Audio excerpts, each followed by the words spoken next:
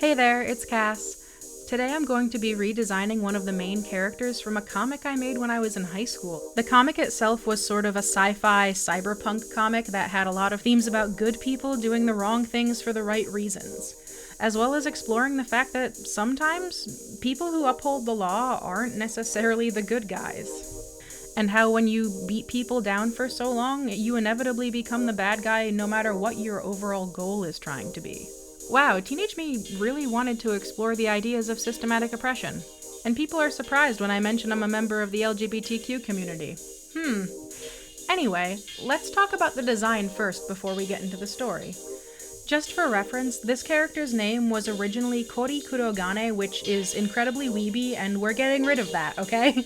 I've decided to rename her Charlotte Cooper, or Charlie for short. Here is what her original design looked like, and there's a lot that I wanted to change, but I also wanted to keep some really fun callbacks. The major things about her design was that she was originally very panda-themed, and she, just like every other main character in this story, had a special tool item that they got to use.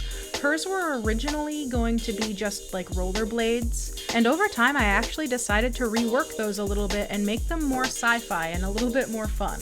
So the newer, more high-tech version of her tool item are now called the gravity boots. These boots are essentially hover boots that also change the center of gravity around a person. So not only can she use them almost like normal rollerblades rolling around a few inches above the ground, but she can also use them to ride on walls or ceilings or any number of other things. She's a very movement-based character, so I wanted to sort of reflect that in her new design and keep her very sporty looking.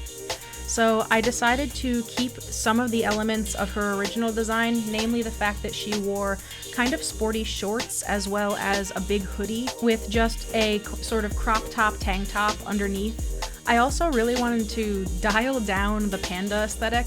I found a couple of ways to do this while still sort of keeping the vibe of the panda. So on the back of her jacket, which unfortunately you can't see in this drawing, but I will show at the end of the video along with her character sheet, she does have a panda insignia on the back of her jacket, and I also kept the kind of shape of the ears that were originally on her jacket by changing her hairstyle up. She originally had just your stereotypical like messy pixie cut, which was very fitting for her personality, I think, but I wanted to do something a little bit more fun than that for her redesign. So I gave her this really neat undercut and then put up twin buns on her head to mimic the shape of the panda ears. Her original color scheme has always also been very bright pink, and I wanted to keep that element and maybe add to it a little bit. So what I did was I ended up adding in these hints of teal and purple while trying to balance it using a lot of neutral tones like black and white to keep her from becoming just a super colorful mess. This character's personality plays a lot into her color scheme. I really enjoy the idea of having characters who have these very bright color schemes being less than bright people, if that makes any sense. Charlie is actually a pretty cold person when you first get to know her, and I like the idea that people might approach her on the street thinking that she's relatively young and probably friendly because of her sort of bubbly appearance, and then you see her open her mouth and she's made entirely of sarcasm and salt. So I've decided to add in her signature pink and keep that the main focus of her color scheme with her hair and a lot of the accents that she has. But I also wanted to throw in some smaller amounts of things like this teal color that I'm going to use on her number symbol on her jacket, as well as some stripes of purple.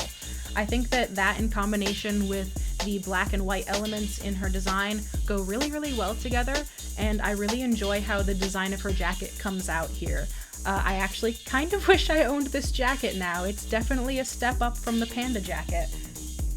The next thing I did was I really wanted to give her some kind of padding that she didn't really have in the last design.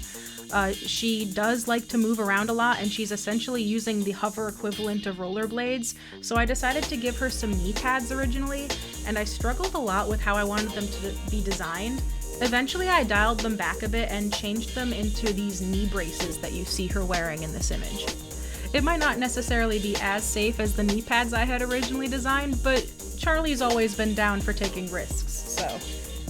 I really enjoyed how the sort of shape language that I created using her jacket came out. Charlie is actually a pretty petite person. She's only about 5'2", so she's not very tall, but she does not skip leg day, first of all. And I really like the shapes that this jacket makes with how poofy it is on her body. Charlie falls under the same type of category that one of my best friends in the entire world falls under, which is tiny and filled with rage. But those are the main aspects of her design. Let's get on to talking about her story elements and what this entire comic is kind of about. So the original name of the comic was The Underground, and I think I'm gonna keep that working name for now because I really enjoy it. The Underground was a secret underground city, hence the name, dug out of massive caverns beneath the city of Tokyo. Now, I'm going to be changing it so it probably takes place in a place more like America, whether or not I choose to make it actually in America or in just kind of a place that is similar to America. I haven't decided on yet, but I want to at least keep it more similar to the country that I'm from, so that way I can use that to talk about things that I'm interested and invested in. But it was this massive cavern that had this very sort of cyberpunk aesthetic city underneath it, sort of more of a slum area than the very fancy streets above. If any of you have ever played the Pokemon Coliseum games, it was very aesthetically inspired by the Under, and also the name from the Under in the original Pokemon Coliseum. I loved those games when I was a kid, and absolutely loved the concept of the Under. But Charlie's father is the one who actually created this underground city many, many years ago when she was only a very little girl. She doesn't remember it being created, but she does know what it's used for, and that's to harbor people who are either on the run or misfits of society. It does have a very large criminal base, which becomes a very central focus of the comic. And Charlie and her team are entrusted with basically keeping the place running and keeping anyone else who's not supposed to know about it from finding out about it. Charlie doesn't really understand why she has to do all of these things, and part of the story is sort of unraveling her father's motives as to why this place exists and what it's here for. Charlie's father, Dr. Cooper, is Charlie's only family member in life. Her mother died when she was very, very little, and she cares very deeply for him despite the fact that they do argue about her safety very often. Charlie is very much a risk taker and is unafraid to act even when her father thinks that maybe she should be more cautious. But to Dr. Cooper, Charlie is just Daddy's little girl. Now, I don't want to give the entire plot of the comic away, but Dr. Cooper always instilled this need in Charlie for her to learn how to survive and for her to take care of herself, even if for some reason down the line he was no longer around, which does become a plot point eventually.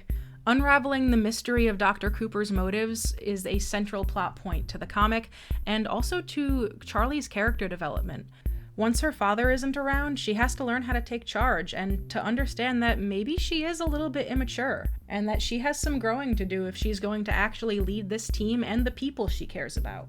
Especially if Charlie wants to keep the people in the underground safe. She knows very well that the law enforcement in the city above does not approve of their existence and would probably do terrible things to the people in the underground if they found out about it. A lot of the jobs that Charlie and her team do are espionage against organizations like the government or the police, just trying to keep them from finding out about where they're hiding all these people. But underneath all of that, she doesn't actually know what her father's real motives are, and after a while, it becomes strikingly apparent that he's hiding a lot more than just the people that are down there. Charlie also has a very close relationship with the team members that she works with on a regular basis. And going through this story and trying to unravel the mysteries that her father leaves behind tests the bonds that she's made with those people. Now, Charlie's role on the team is the ace.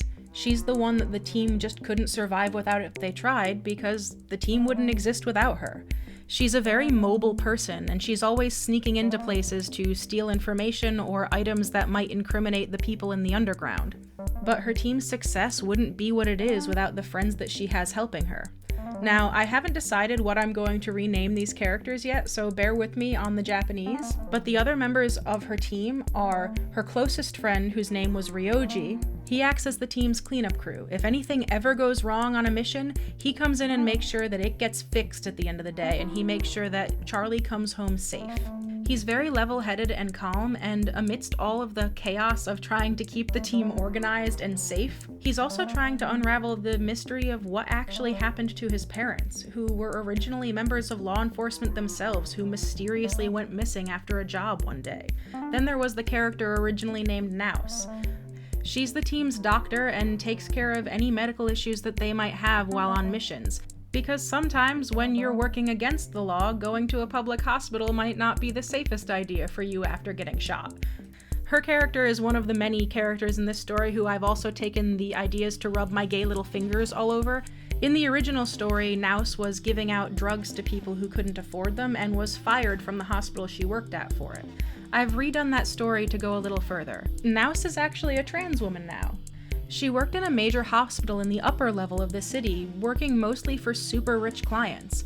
She would never admit it, but she actually is kind of a bleeding heart, and she would often see people turned away who couldn't afford to have life-saving surgeries or get the medicine that they needed. So she started doing it herself, making sure people got the medicine they needed whether or not they could afford it, and sometimes even trying to patch people up who were hurt and couldn't afford to have their issues fixed. Eventually, she was caught and kicked out and had her medical license revoked over it. She's a spitfire of a woman and always tries to help people, although she definitely tries to hide it behind a lot of sass.